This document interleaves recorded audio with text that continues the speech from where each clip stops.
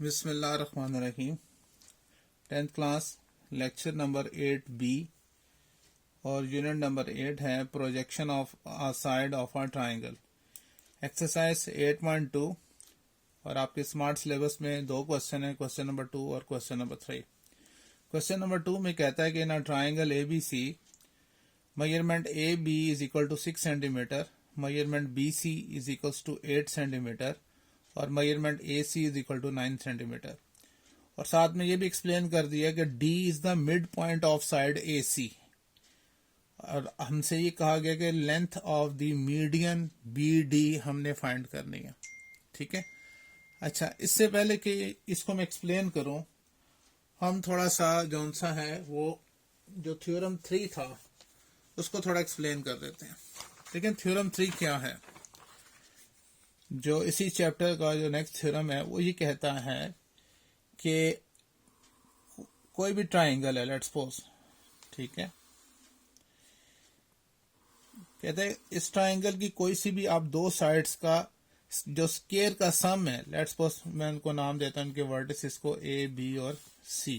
ठीक है, ये ट्राइंगल है, कहते हैं इसकी कोई सी भी दो साइड्स के स्केयर का सम, मैं एक साइड ले लेता हूं AB और एक साइड ले लेता हूं AC, यानी AB का कहता है कि होल स्क्वायर प्लस AC का होल स्क्वायर, यानी एक ट्राइंगल की कोई सी भी दो साइड्स का जो साइड्स लें और उनके स्क्वायर का सम, कहते हैं किसके इक्वल होगा? ये इक्वल होगा जो थर्ड साइड बच जाती है उसका जो मिड है, यानी उसकी जो हाफ है। अगर BC का मैं हाफ, लेट्स सपोज ये हाफ पॉइंट है, उसको D कह देता हूं, और इस हाफ पॉइंट को इसके ऑपोजिट वर्टेक्स को जो मिलाने वाली लाइन होती है ये कहलाती है मीडियन कहलाती है। इसको हम कहते हैं मीडियन। ठीक है, तो थ्योरम के मुताबिक उसका ये कहना है कि अगर एक ट्राइंगल की कोई सी भी दो साइड्स, हमने साइड एक AB ली है और एक AC ली है, इन दोनों साइड्स के स्क्वायर का सम, हमने दोनों के स्क्वायर का सम, उसका कहना है कि ये इक्वल होगा किसके? जो थर्ड साइड बच जाएगी ना उसके 2 टाइम्स ऑफ हाफ, जो वो जो साइड है उसके हाफ के स्क्वायर के, यानी BD का होल स्क्वायर। जो थर्ड साइड बचेगी उसकी हाफ, 2 टाइम्स ऑफ हाफ जो साइड है थर्ड साइड उसका whole square plus 2 times of median जोन सा है, ये जो हमने AD ड्रॉ किया है इसके स्क्वायर के इक्वल होगा, यानी AD का होल स्क्वायर इसके इक्वल होगा। ठीक है, इस चीज का एक खास ख्याल रहे कि लेट्स सपोज अगर हमारे पास ये ट्राइंगल है, ठीक है, ABC, अब जरूरी नहीं कि ये दो साइड्स लें, आप ये साइड और ये साइड भी ले सकते हैं। जब ये दो साइड्स लेंगे तो अब मीडियन जोन सा ड्रॉ होगा, वो जो थर्ड साइड है वहां से मीडियन ड्रॉ होना है। बस इस चीज का ख्याल रहे। तो ये जो थ्योरम हमें ये सिखाता है कि एक ट्राइंगल की कोई सी भी दो साइड्स का होल स्क्वायर, यानी AB का होल स्क्वायर, AC का होल स्क्वायर, इन दोनों के स्क्वायर का सम किसके इक्वल होगा? जो थर्ड साइड है उसका हाफ के का स्क्वायर लें और उसका 2 times of half of square of third side plus 2 times of its median, median के स्क्वायर के बराबर होगा। ठीक है, अब हमने यही जो सा जो थ्योरम है वो हमने अप्लाई करना है इस क्वेश्चन में। क्यों अप्लाई करना है? ये जो लफ्ज मीडियन यूज हुआ है इसकी वजह से। सबसे पहले तो हमने देखें ट्राइंगल कैसी बनानी है। हमें ये कहा गया है कि D is the mid point of side AC। हमने AC बेस में साइड ड्रॉ की जिसमें D एक मिड पॉइंट है। D से हमने एक स्ट्रेट लाइन ड्रॉ की BD, ठीक है, और फिर उसने साथ में बता भी दिया कि B और A का डिस्टेंस वो कितना है, 6 सेंटीमीटर है, और B और C का डिस्टेंस कितना है, वो 8 सेंटीमीटर है, और AC कितना है, वो 9 सेंटीमीटर है। चूंकि D जोन सा वो मिड पॉइंट है किसका? AC का, तो फिर AD कितना होगा? ये 4.5 सेंटीमीटर होगा, और DC भी कितना होगा? ये भी 4.5 सेंटीमीटर होगा। ठीक है, अब थ्योरम के मुताबिक अब क्या लिखेंगे? अकॉर्डिंग टू द थ्योरम, चलें, अकॉर्डिंग टू द थ्योरम। अब थ्योरम के मुताबिक कैसे लिखते हैं हम, चूंकि मीडियन ये ड्रॉ हुआ है, ये ए बी साइड और बी सी साइड इनके स्केयर का सम, यानी ए बी का whole square plus B C का होल स्केयर, यानी ए बी का होल स्केयर और बी सी का होल स्केयर किसके इक्वल होगा? जो थर्ड साइड बची है उसके हाफ, 2 टाइम्स ऑफ हाफ का स्केयर, यानी ए डी का whole square plus 2 times of its median का होल स्केयर, यानी जो बी डी है इसका होल स्केयर। ठीक है, अब इसकी वैल्यूज पुट करते हैं जी। ए बी कितना है? 6 का होल स्केयर, बी सी 8 का whole square, 2 times of A D कितना है? वो 4.5, यहां से लेकर यहां तक 4.5 और उसका whole square plus 2 times of B D, और यही हमने मालूम करना है लेंथ ऑफ द मीडियन, ये मीडियन की लेंथ जो बी डी है ये हमने फाइंड करना है। ठीक है, अब इसको हम सॉल्व कर लेते हैं। 6 का स्केयर जानते हैं 36 प्लस 8 का स्केयर 64, 2 टाइम्स ऑफ 4.5 का होल स्केयर, हम इसको कैलकुलेट कर लेते हैं। 4.5 का स्केयर तो कितना आ गया? 20.25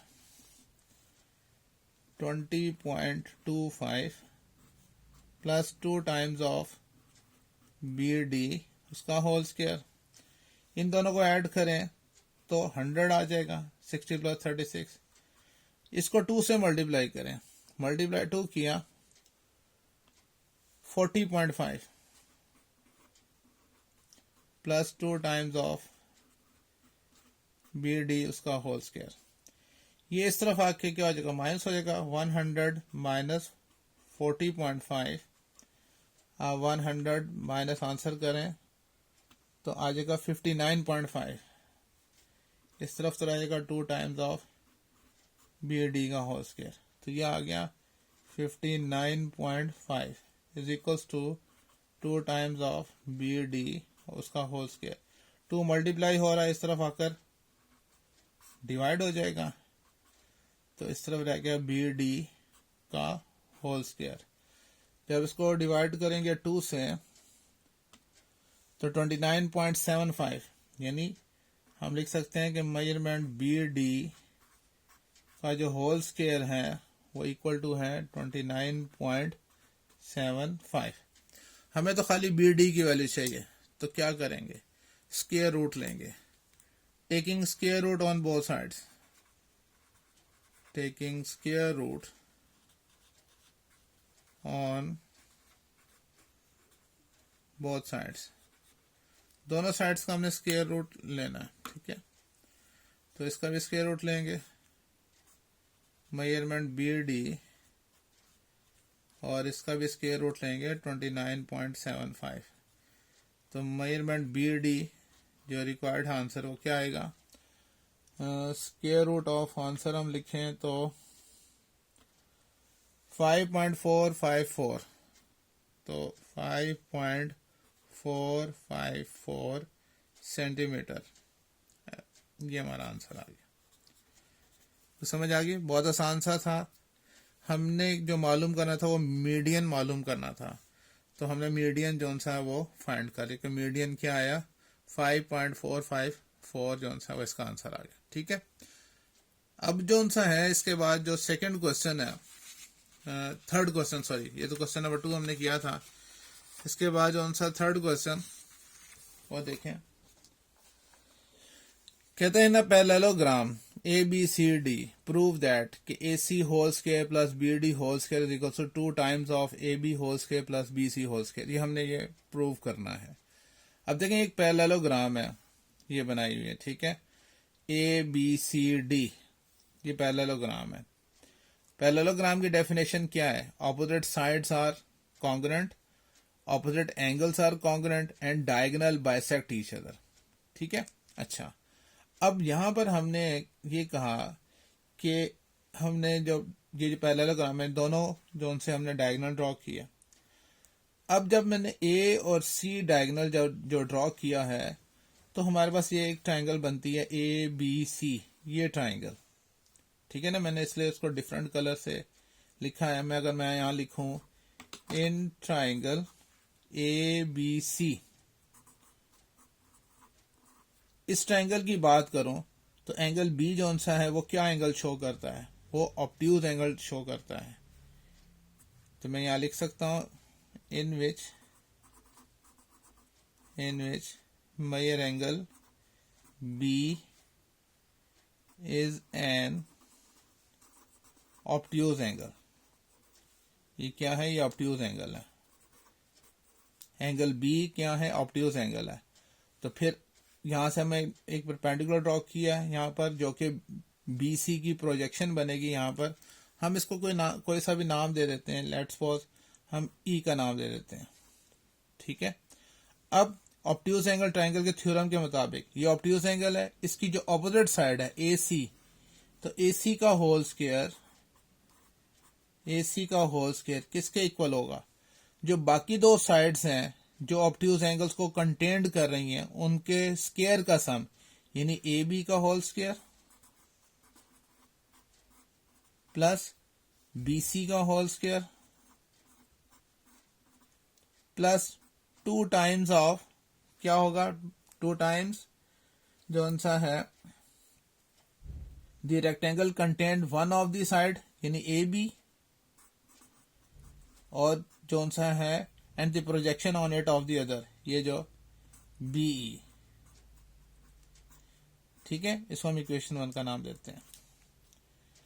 अब जो दूसरा हमने डायगोनल ड्रॉ किया मैंने ब्लैक कलर में, तो ये जो सी ए बी डी जो सी एक ट्राइंगल बन रही है वो क्या बनेगी, वो एक्यूट एंगल ट्राइंगल बनेगी, जिसमें हम इसको ये जो एंगल ए है इसको एक्यूट एंगल करते हैं, और यहां से एक परपेंडिकुलर ड्रॉ कर लिया, इसको हम एफ का नाम दे देते हैं। अब हम कहते हैं कि in triangle A B D, यानी ये वाली, यानी इस डायगोनल के ड्रॉ करने से अब जो नई जो ट्राइंगल बनती है वो क्या बनती है, ए बी डी। अब ए बी डी में हमने डिसाइड करना है कौन सा एक्यूट एंगल है, वो हम ए को कह लेते हैं। हम कहते हैं कि in which angle B A D, यूं कह लेते हैं B A D is an acute angle, ठीक है। अब आपने एक्यूट एंगल वाला थ्योरम जो सा था उसके मुताबिक जो एक्यूट एंगल है उसकी जो ऑपोजिट साइड है यानी बी डी का होल स्क्वायर किसके इक्वल होगा, जो बाकी दो साइड्स रह जाती हैं ट्राइंगल की उनके स्क्वायर का सम, यानी ए बी प्लस दूसरी साइड कौन सी है, ए डी, ठीक है। और डायमेनिश, इसमें माइनस का साइन आएगा, 2 times the rectangle contain one of the side यानी ए बी, और इस पे जो प्रोजेक्शन है, और वो प्रोजेक्शन क्या है, ए एफ, किसके, दूसरी साइड ए डी का, ए एफ, ठीक है।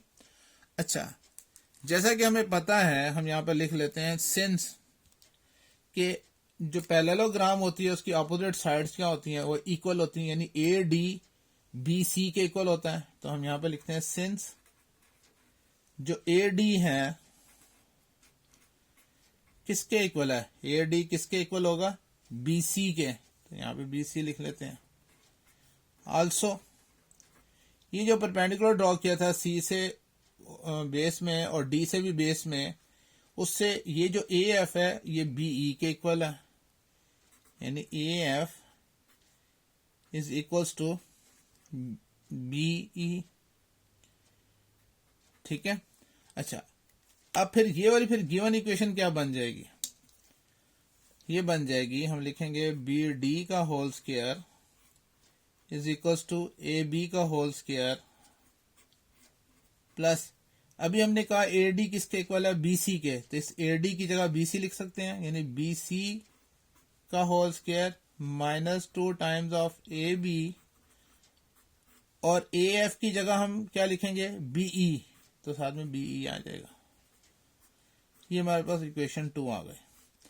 अब हमने 1 और 2 को ऐड करना है, तो लिखेंगे by adding equation 1 and 2, by adding equation 1 and 2, दोनों को ऐड करना है। तो लेफ्ट हैंड साइड में लेफ्ट हैंड साइड ऐड होगी, यानी ये इक्वेशन 1 है और ये इक्वेशन 2 है। लेफ्ट हैंड साइड क्या है, AC, तो AC का होल स्क्वायर उसमें ऐड करेंगे, इसकी लेफ्ट हैंड साइड BD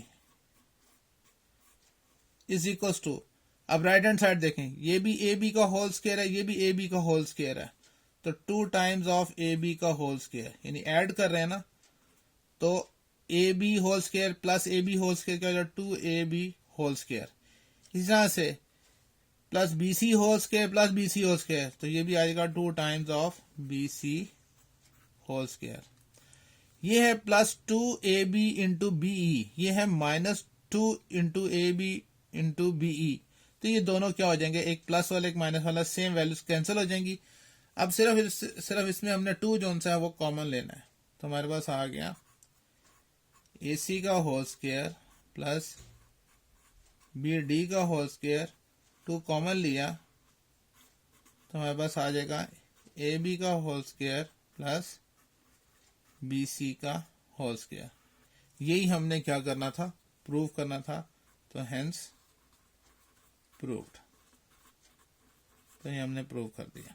ठीक है, तो इस तरह आज का लेक्चर हमारा कंप्लीट हुआ, जिसमें हमने एक्सरसाइज 8.2 के 2 क्वेश्चन डिस्कस किए। अल्लाह हाफिज।